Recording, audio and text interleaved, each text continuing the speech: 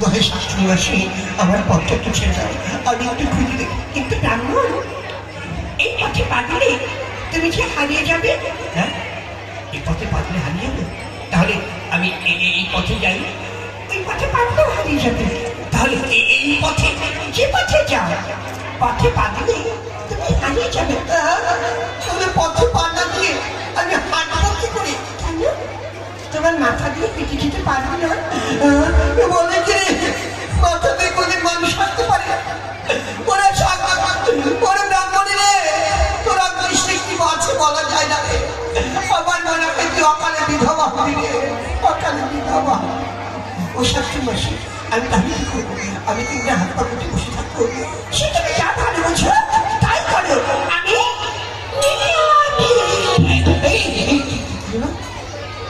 কথা বলতে হাওয়া শুনে গেল। হ্যাঁ, কি কোনো অপরিবত নাকি? অপরিবত হোক আর চেয়ে হোক, ব্রাহ্মণের ছেলে, গায়ত্রী মন্ত্র থান জানা আছে।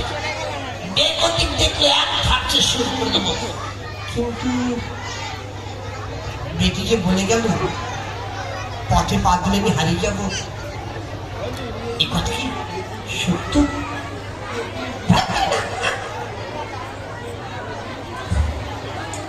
ধাপাও তো দিতে পারে, কাজ নেই এখানে থেকে। যেদিকে লোকজন যায় সেদিকে চলে যায়।